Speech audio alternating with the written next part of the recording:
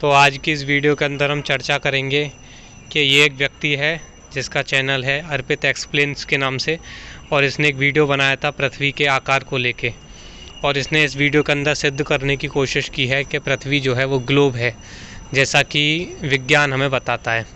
इस वीडियो के ऊपर मैंने एक वीडियो बनाया था, इसके सारे पॉइंट्स को डिफाई करते हुए, इसके सारे आर्ग्यूमेंट्स को काउंटर करते हुए।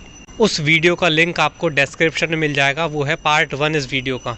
तो अगर आपने वो पार्ट अभी तक नहीं देखा है तो पहले जाके उसे देख लीजिए, उसी के बाद इससे आप देखेंगे तभी आपको कुछ सेंस बनाएगा। तो ये उसी का एक कंटिन्यूएशन है, उसी का सेकंड पार्ट है। तो उस पार्ट के अंदर मैंने इस वीडियो के फर्स्ट हाफ को कवर किया था, या बोले तो लगभग 5 से 6 मिनट का कंटेंट कवर किया था। इस वाली वीडियो के अंदर मैं इस बाकी वीडियो का कंटेंट कवर करूंगा। बाकी वीडियो में बताऊंगा कि इस वीडियो में क्या समस्या है और कैसे अर्थ जो है फ्लैट है, चपटी है, ग्लोब नहीं है। ये मैं अभी आपको प्रूफ करूंगा। इसके सारे आर्गूमेंट्स को काउंटर करके अभी आपको दिखाता हूँ। चलिए पहले सुन लेते हैं कि क्या बोल रहा है। इसके साथ ही फ्लैट अर्थ पर ग्रेविटी को डिफाइन करना भी एक बड़ी चुनौती है। स्फेरिकल अर्थ पर आप कहीं भी खड़े हो, ग्रेविटेशनल पुल लगभग यूनिफॉर्म होता है, और चूंकि स्फेयर का सेंटर ऑफ मास स्फेयर का सेंटर होता है, इसलिए अर्थ की सरफेस पर आप कहीं भी खड़े हो, ग्रेविटेशनल फोर्स हमेशा परपेंडिकुलर होता है। लेकिन फ्लैट अर्थ पर ऐसा नहीं होगा। फ्लैट अर्थ पर आप जैसे जैसे इसके सेंटर से दूर जाएंगे, ग्रेविटी आपको डिस्क अर्थ के सेंटर की तरफ खींचेगी। ऐसे में यदि ये इतना बड़ा मूर्ख है कि इसे ये भी नहीं पता कि जो व्यक्ति फ्लैट अर्थ को मानते हैं वो ग्रेविटी को नहीं मानते हैं। इस मूर्ख को ये भी नहीं पता कि हम ग्रेविटी को मानते ही नहीं हैं। Gravity is a myth. अब ये ग्रेविटी नहीं होता है, ये इसके ऊपर मैं बहुत सारे वीडियोस ऑलरेडी बना चुका हूँ, उनके लिंक आपको डिस्क्रिप्शन में मिल जाएंगे।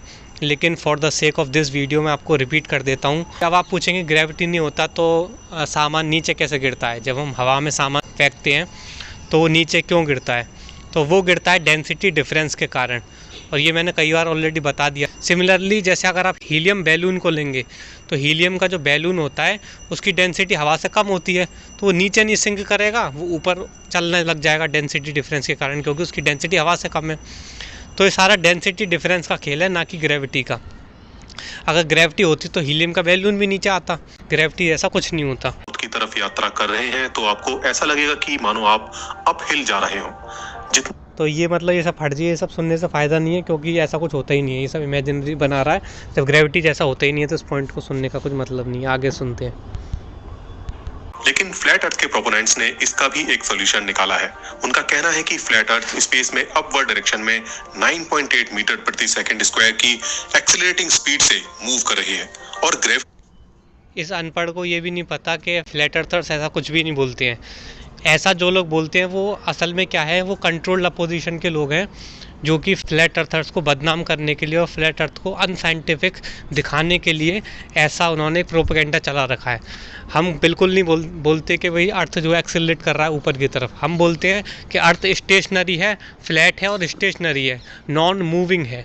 और इस बात का जिक्र मैंने अपनी बुक के अंदर भी कर रखा है कि कौन कौन सी भ्रांतियाँ फैला रखी हैं फ्लैट अर्थर्स के नाम पे, यानी कि फ्लैट अर्थर्स के नाम पे क्या क्या प्रोपेगेंडा फैला रखा है, क्या क्या झूठ फैला रखा है, जो वास्तव में फ्लैट अर्थ है नहीं, लेकिन उसे दर्शाया जाता है कि फ्लैट अर्थ है। तो ये जो बोल रहा है ये असल में ऐसा कोई भी रियल फ्लैट अर्थर ऐसा बोलता ही नहीं है। ये जो है कंट्रोल्ड अपोजिशन जो है वो लोग ऐसा बोलते हैं। हम लोग बोलते हैं earth is stationary and flat. तो ये वाला पॉइंट भी खारिज हो गया। पता नहीं इसने मतलब रिसर्च करी नहीं है अपनी ढंग से, या जानबूझ के इसने ऐसे आर्गूमेंट्स उठाए हैं जो कि मतलब इजीली जिन्हें डिफेम किया जा सकता है। पता नहीं क्या दिक्कत है इसके साथ। वैसे फ्लैट अर्थ मॉडल को डिबंक करने के लिए हमें इतनी ज्यादा टेक्निकल डिटेल में जाने की जरूरत भी नहीं। हम कुछ सिंपल ऑब्जर्वेशंस के जरिए इसे कंफर्म कर सकते हैं, जिसमें जो सबसे बेस्ट मुझे लगता है वो ये कि अगर अर्थ फ्लैट होती तो हम दूरबीन के जरिए काफी दूर तक की चीजों को देख सकते थे। लेकिन आप भले ही कितनी भी शक्तिशाली दूरबीन क्यों ना ले लें, आप हॉरिजॉन से आगे नहीं देख सकते। चलो मैं बताता हूँ क्यों मूर्ख है ये बोल रहा है कि भाई दूरबीन से आप इनफाइनाइट दूरी तक देख सकते। भाई तेरी आंखों की सीमा भी तो होगी कुछ, और बीच में जो हवा आई है वो भी तो एक ओपेक बन जाएगी एक समय के बाद। जैसे जिस वस्तु को आप देख रहे हैं उस वस्तु और आपकी आंखों के बीच में वैक्यूम तो है नहीं, एयर है। अब उस एयर में तमाम तरह के पार्टिकल्स हैं, डस्ट पार्टिकल्स भी हैं और मतलब डिफरेंट काइंड्स ऑफ पार्टिकल्स हैं, ठीक है, जो उस एयर को ओपेक बना देते हैं। जो उस एयर को ओपेक बना देते हैं। और ये एक प्रकार से आप ऐसे सोचिए से, मैं अगर प्रैक्टिकली आपको इमेजिन कर पाऊँ, जैसे स्विमिंग पूल में आप हैं, तो स्विमिंग पूल में जब आप अंडर वाटर जाते हैं, अंडर वाटर में आप क्यों नहीं देख सकते, मतलब जो सामने की अंडर वाटर आप जाइए, पानी के नीचे गोता लगाइए, तो आप देखेंगे कि आप जो सामने की जो 100 मीटर दूर जो दूसरी दीवार है स्विमिंग पूल की, उसे आप नहीं देख सकते। क्यों नहीं देख सकते? क्योंकि बीच में इतना सारा पानी है जिसने उसको ओपेक बना दिया है। ओपेक मतलब अपारदर्शित बना दिया है, अपारदर्शी बना दिया है। तो इसी कारण से जो एटमॉस्फेयर है वो भी एक मतलब कई किलोमीटर्स के बाद ओपेक बन जाता है, इसलिए आप इनफाइनाइट दूरी तक नहीं देख सकते। और दूसरी चीज़ यहाँ पर यह है कि हमारी आंखों की भी एक लिमिट होती है। हमारी आंखें ऐसा नहीं है कि ये कोई इनफाइनाइट वो है कि साहब कितनी भी आंखें दूर तक देख सकती हैं। हमारी जो आंखें होती हैं वो दूर की आइटम को रिड्यूस कर देती हैं। कहने का मतलब यह है कि जैसे कोई बिल्डिंग है, तो काफ़ी लंबी चौड़ी बिल्डिंग है, अब आप देखेंगे जैसे उस बिल्डिंग से आप दूर दूर चलते चले जाएंगे तो उस बिल्डिंग का साइज़ आपकी आंखों के लिए छोटा होता चला जाएगा। तो ऐसे ही वस्तु है जो बहुत ज़्यादा दूर है, तो वो इतने साइज़ उसका आँख छोटा हो जाता है कि वो आंखें उसे रिजॉल्व नहीं कर पाती हैं।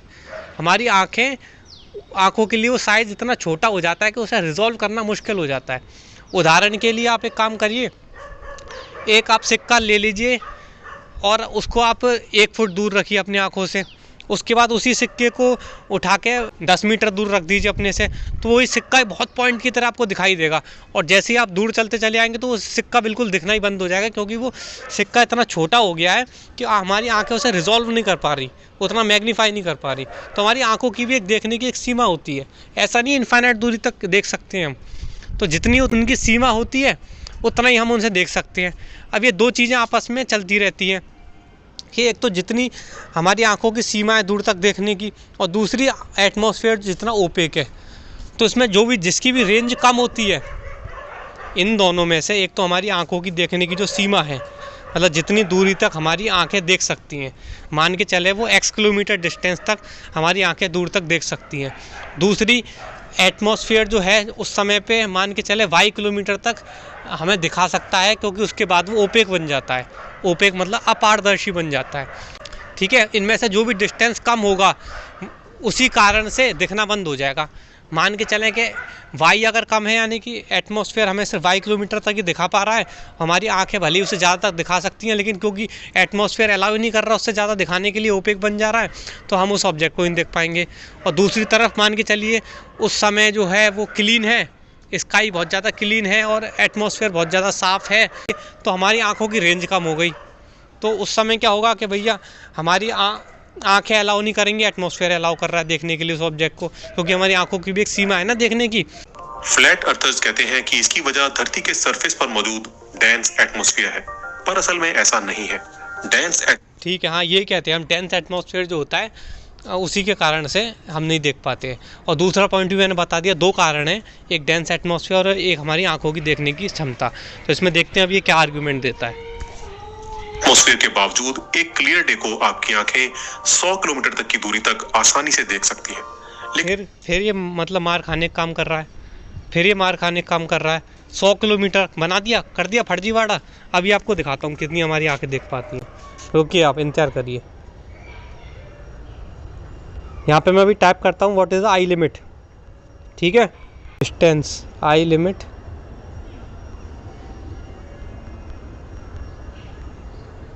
Maximum I distance human I can see, इस पर क्लिक करते हैं। ठीक है, देखो इसमें लिख रहा है it also depends on the amount of dust and pollution in the air which is normally limits the normal vision to less than 12 miles. ठीक है, तो सिर्फ 12 माइल्स ही हमारी आंखों की लिमिट होती है। अभी माइल्स को अगर मैं किलोमीटर में कन्वर्ट करूँ तो आपको बताता हूँ कितना होता है ये, माइल्स इंटू किलोमीटर। तो 12 माइल हुए साहब आपके 19 किलोमीटर। आप देख सकते हैं साफ साफ 12 माइल आपके हुए 19 किलोमीटर। और ये अनपढ़ आदमी कह रहा था कि 100 किलोमीटर तक हमारी आंखें देख सकती हैं।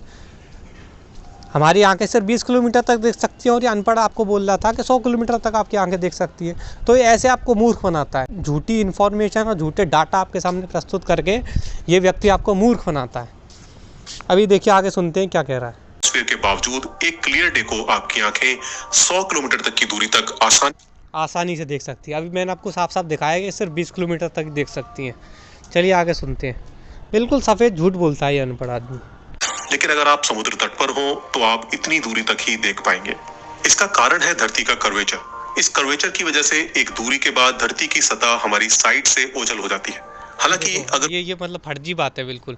ये जो पिक्चर आपको दिख रही है ना स्क्रीन पे, इसका कारण कर्वेचर नहीं है, इसका कारण पर्सपेक्टिव है। आपको अभी बताता हूँ, ये आप फोटो देखिए अपनी स्क्रीन के ऊपर। लेकिन हमें लग रहा है कि भाई ये जैसे जैसे हमसे दूर चलती जा रही हैं, इनकी स्ट्रीट लाइट जो है वो छोटी होती चली जा रही है और एक समय पर आके ये जो है ज़मीन में ही घुस जा रही है, यानी कि इतनी छोटी हो जा रही है। हमें ऐसा भ्रम हो रहा है कि भाई कर्व अर्थ है, लेकिन असल में इनकी सबकी सेम हाइट है। लेकिन सिर्फ हमारी आंखें, असल में क्या है, हमारी आंखें क्या करती हैं, जो भी दूर होता है हमसे सामान उसका साइज़ को छोटा कर देती हैं, उसको कंप्रेस कर देती हैं। जो भी बाहर के जो दूर के आइटम होते हैं ना, उनका साइज़ को कंप्रेस कर देती हैं ताकि हम ज़्यादा वाइडर व्यू को देख पाएँ। तो उस कंप्रेस करने के चक्कर में क्या होता है, वो दूर के ऑब्जेक्ट का हाइट कम कर देती है, जिस कारण से हमें लगता है कि जो है ये कर्व हो गया अर्थ या कर्व है। ऐसा कुछ नहीं है, वो पर्सपेक्टिव के कारण ही हमें जो है ऐसा लगता है कि वो नीचे जो है ज़मीन में घुस रहा है हाइट कम होते होते। इसी तरह यदि आप तट से दूर जाते किसी शिप को देखें तो पहले उसका तला ओझल होगा, बाद में उसका मस्तूल। देखो इस अनपढ़ से पूछो, इसने बोला कि भाई पहले शिप का वो दिखेगा ऊपर का हिस्सा, फिर शिप का जो है नीचे का हिस्सा दिखेगा। अब ये अनपढ़ मुझे एक बात बता, अगर जो है शिप अगर कर्वेचर में छिप गई होती, अर्थ के कर्वेचर में छिप गई होती, तो दूरबीन से वो दोबारा से व्यू में कैसे आ जाती है? यानी कि जब आप दूरबीन से या कैमरा को जूम करके देखते हैं शिप को, तो वो क्या होता है, शिप आपको वापस से दिखने लग जाती है, जो कि भाई साहब अर्थ के कर्वेचर में छुप चुकी थी। ये तो हो ही नहीं सकता, ये तो सिर्फ जब ही हो सकता है जब अर्थ फ्लैट हो, क्योंकि फ्लैट अर्थ पे ही जो हमारी आंखें जब रिजॉल्व नहीं कर पा रही थी, जब आंखों की लिमिट ख़त्म हो गई थी, तो वहाँ से हमने जूम करके, यानी कि एक्सटर्नल इंस्ट्रूमेंट की मदद से जूम करके अपनी आंखों की क्षमता को रिजॉल्व करने की क्षमता को, जूम करने की क्षमता को बढ़ा लिया, जिस कारण से हम उसे वापस से देख पा रहे हैं। भाई अगर ऑब्जेक्ट जो है कर्वेचर में छुप चुका होता तो कभी भी जूम करने में दिखता ही नहीं, क्योंकि भाई जब कर्वेचर में छुप दिया तो जूम आप करते तो समुद्र दिखता, समुद्र का ये वाला हिस्सा दिखता, जूम करते आप तो कभी भी ऑब्जेक्ट दिखता ही नहीं, क्योंकि वो ऑब्जेक्ट तो छुप चुका है, इस कर्व के पीछे छुप चुका है, इस कर्वेचर के उस मुड़ाव के पीछे छुप चुका है। भले ही आप कितना ही पावरफुल रेडियो सिग्नल क्यों ना भेजें, धरती की सतह पर ये सिर्फ 60-70 किलोमीटर तक ही जा सकता है। एंटीना की ऊंचाई बढ़ाकर आप इसे कुछ और ज्यादा दूर तक भेज सकते हैं, लेकिन एक ही एंटीना से 100-200 किलोमीटर से ज्यादा आप इसे प्रसारित नहीं कर सकते। इसीलिए हमें हर कुछ दूरी पर रिले स्टेशंस बनाने पड़ते हैं और इसी अबे भाई हर चीज़ की लिमिट होती है। ये तो सोच रहा है कि पता नहीं इनफाइनाइट लिमिट है हर चीज़ की इनफाइनाइट लिमिट है। ये सोच रहा है यहाँ से मैं एंटीना काटूंगा और यहाँ से 10-20 हज़ार किलोमीटर दूर तक वो रेस फेंक देगा। अरे भाई लिमिट भी तो होती है किसी चीज़ की, रीच कहते हैं जैसे रीच, हर ऑब्जेक्ट की, हर डिवाइस की एक रीच होती है। तेरा वाईफाई का जो सिग्नल है वो सिर्फ एक, उसकी भी एक रीच है ना, ऐसी हर एक डिवाइस की एक रीच होती है जहाँ तक ही वो सिग्नल फेंक सकता है, उससे अधिक दूरी तक वो सिग्नल नहीं फेंक सकता। इससे बिल्कुल भी सिद्ध नहीं होता कि अर्थ जो है ग्लोब है। इससे सिर्फ ये सिद्ध होता है कि हर एक डिवाइस की एक रीच होती है, एक लिमिट होती है जहाँ तक ही वो सिग्नल फेंक सकता है। ये हमें सैटेलाइट की मदद लेनी पड़ती है। अगर अर्थ फ्लैट होती तो हमें इस सब की जरूरत नहीं पड़ती। इसके लिए भारी चुनौती पेश करता है। चलिए अभी आज के लिए मुझे लगता है बहुत काफ़ी लंबा वीडियो हो गया, तो इस पर तीसरा पार्ट बना दूंगा मैं। तो आप लोग कमेंट करके बताइए कि 2 पार्ट में इस वाले वीडियो पे बना चुका हूँ, अभी इसको एक्सप्लेन करते हुए तीसरा पार्ट भी बना दूंगा। क्या आप देखना चाहते हैं कमेंट में बताइए। चलिए आज के लिए इतना ही रखते हैं।